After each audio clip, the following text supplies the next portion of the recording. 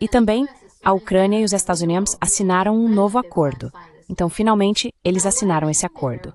Agora, seja lá o que estiver nele, podemos deixar isso de lado. Estou curioso sobre a sua opinião sobre o que eles conseguiram aqui. Isso significa que os Estados Unidos vão continuar apoiando a Ucrânia para que continue lutando?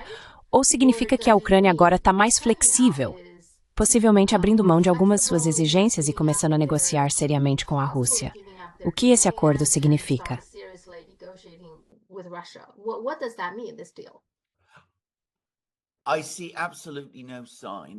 Não vejo absolutamente nenhum sinal de que a Ucrânia esteja desistindo, sabe? Reduzindo sua posição ou mostrando qualquer indício de estar preparada para negociar com a Rússia. Quero dizer, eles realmente aprovaram uma lei proibindo a si mesmos de fazer isso. E não demonstram nenhuma disposição. Eles não consideram nenhuma sugestão de deixar essa lei de lado. Então, não vejo nenhum sinal de que a Ucrânia esteja preparada para recuar de sua posição ou entrar em negociações diretas com a Rússia. Os russos já propuseram isso muitas e muitas vezes. Agora, a forma como tudo isso começou foi que Zelensky primeiro propôs essa ideia a Trump lá em agosto ou setembro para conseguir a continuidade da ajuda ocidental, americana.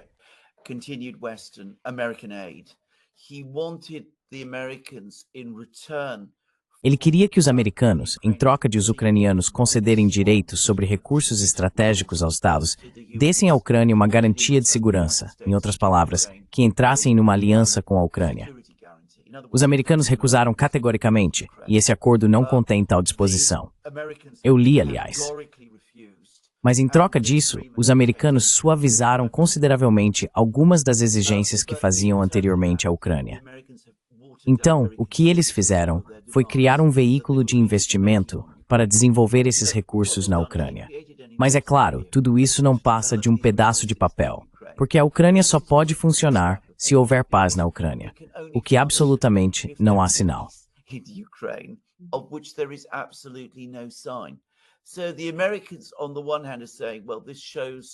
Então, por um lado, os americanos estão dizendo que isso mostra aos russos que eles têm participação no jogo, que estão lá, que estão envolvidos.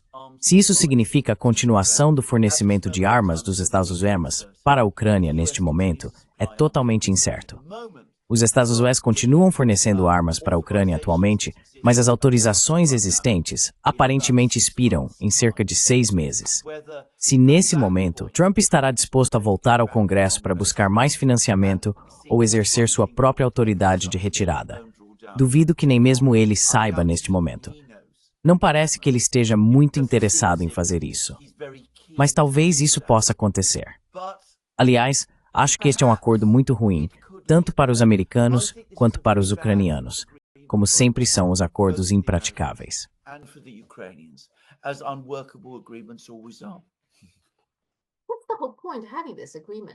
Qual é o objetivo de ter esse acordo? Quero dizer, o que eles realmente...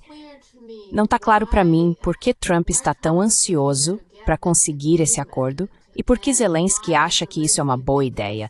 Simplesmente abrir mão dos seus direitos minerais e disso e daquilo por tanto tempo e dar tudo para os Estados Unidos sem receber nenhuma garantia em troca. Eu realmente não entendo. Qual é o objetivo disso tudo?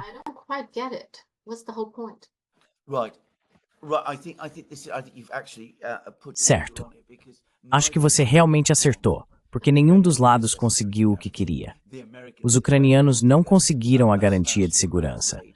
Os americanos não conseguiram fazer seu ataque relâmpago para tomar os recursos ucranianos. Então, nenhum dos dois realmente gosta do acordo que tem.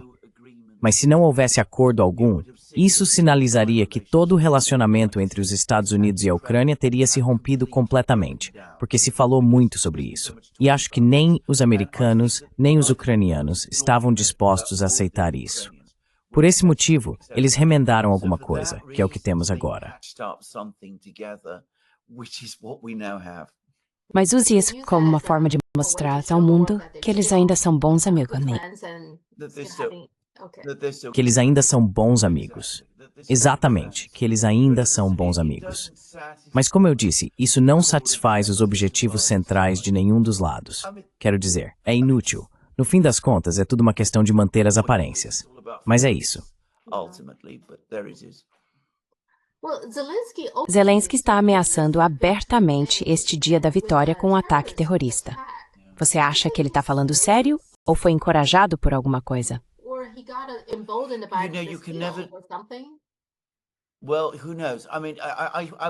Bem, quem sabe? Quero dizer, eu diria algo sobre o Zelensky. Ele faz muitas ameaças em vários momentos. É difícil ignorar isso, porque, quero dizer, ele às vezes realmente cumpre essas ameaças, mas ele faz ameaças o tempo todo. Acho que fora o pequeno círculo de pessoas como eu, que passam horas todos os dias acompanhando essa guerra, é difícil transmitir o quão extraordinário é o Zelensky, ou o quanto ele se tornou desinibido.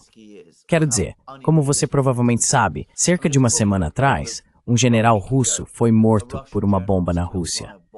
E o Zelensky, depois, teve uma reunião com seus chefes de inteligência na qual eles admitiram abertamente que foram eles que fizeram isso.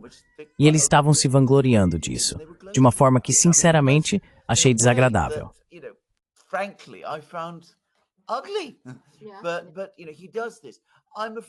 Mas você sabe, ele faz isso. Receio que você não possa assumir que ele não fará. Ele é o tipo de indivíduo que faz ameaças, e às vezes ele cumpre essas ameaças.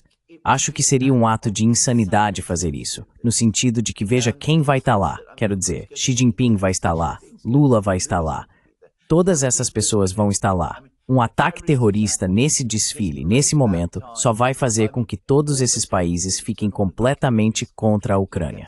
Outra coisa é que tenho certeza de que os russos vão tomar todas as precauções de segurança possíveis para evitar isso. Mas receio que Zelensky agora esteja irritado o suficiente e louco o suficiente. E se sinta empoderado o suficiente, porque não importa o que ele faça, por mais desagradável que seja seu comportamento.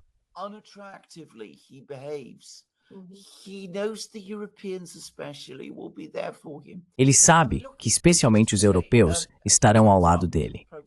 Quero dizer, veja só para exemplificar, ele aparece no funeral do Papa com roupa de combate. Quem faz isso? Quero dizer, ele não usa terno nem gravata para ir a um funeral. Mas de qualquer forma, ninguém mais comenta sobre isso. Então não é impossível que ele tente alguma coisa. Os russos vão levar isso extremamente a sério agora. E eu não acho que vai ter sucesso, porque acho que a segurança vai estar tão rígida que não será possível que tenha sucesso. Pelo menos não em Moscou. Mas existe uma possibilidade real de que os ucranianos possam tentar outra coisa em outros lugares. Ataques de drones em outras cidades. Ou quem sabe o quê.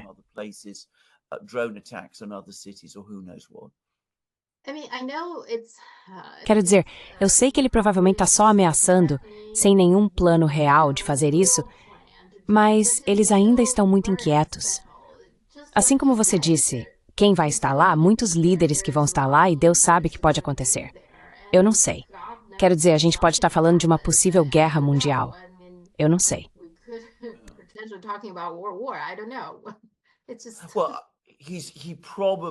Bem, ele provavelmente espera que isso assuste os líderes e os faça desistir de ir.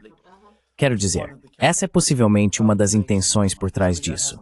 Mas de qualquer forma, isso não aconteceu, e o Modi não vai porque está preocupado com essa crise com o Paquistão.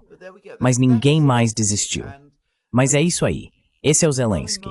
E na minha opinião, isso mostra que esse líder em particular não está apto para ser o líder de um grande país. Para mim isso é óbvio. Já era óbvio há muito tempo.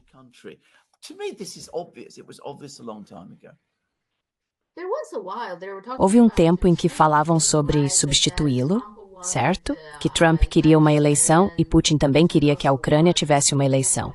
Mas não se fala muito sobre isso agora. Então, por enquanto, ele está seguro. O que aconteceu lá?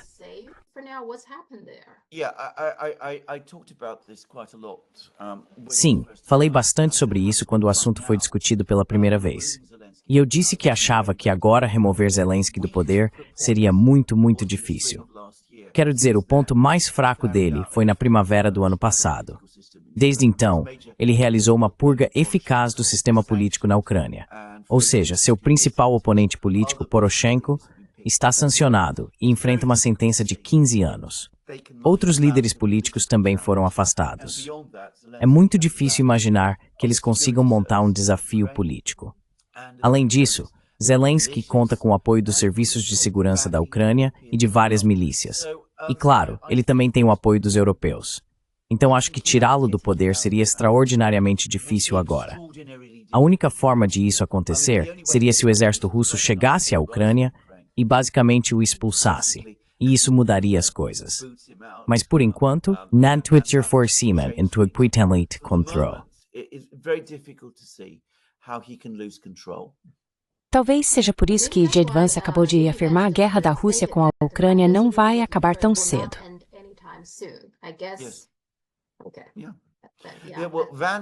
Vance tem sido consistentemente apoiou a release da net do superfleet.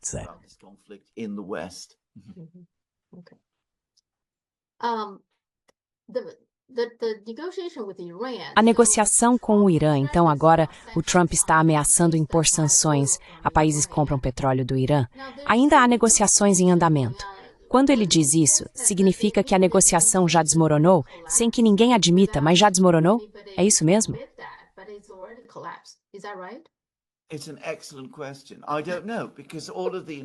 É uma excelente pergunta. Eu não sei, porque todas as informações até alguns dias atrás, não só dos americanos desta vez, mas também dos iranianos, eram de que tudo estava indo bem. E de repente, o Trump aparece com essa postagem surpreendente no Truth Social. Pode ser sobre o Irã, mas vou te dizer o que realmente penso. Acho que basicamente é sobre a China. Lembre-se do que sempre digo. Tudo no fim das contas se resume à China. É nisso que a classe política americana é obcecada. E a China é o maior comprador de petróleo iraniano. As tarifas não fizeram os chineses recuarem e se curvarem diante do Trump. Então agora ele acha que pode assustá-los, ameaçando com tarifas secundárias que ele vai impor sobre o petróleo iraniano. Quero dizer, é infantil. Mas enfim, é o tipo de comportamento que os Estados Unidos vêm adotando cada vez mais e já adotavam mesmo antes do Trump se tornar presidente.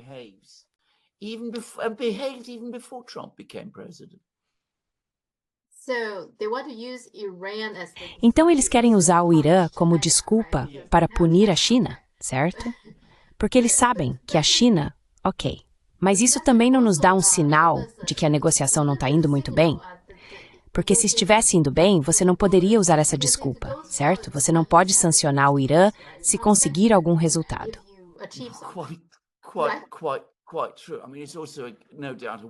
Muito verdade. Quero dizer, também não há dúvida de que é uma forma de pressionar o Irã. Mas os iranianos também não vão ceder a essa pressão. Eles não cederam antes.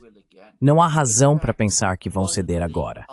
Na verdade, uma das regras de ferro ao negociar com o Irã é que quanto mais pressão você coloca sobre o Irã, mais dura se torna a posição iraniana.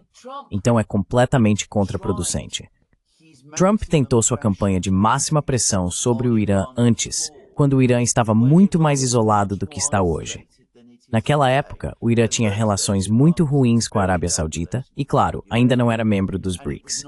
Quero dizer, se não funcionou naquela época, é muito menos provável que funcione agora. Então por que se quer tentar?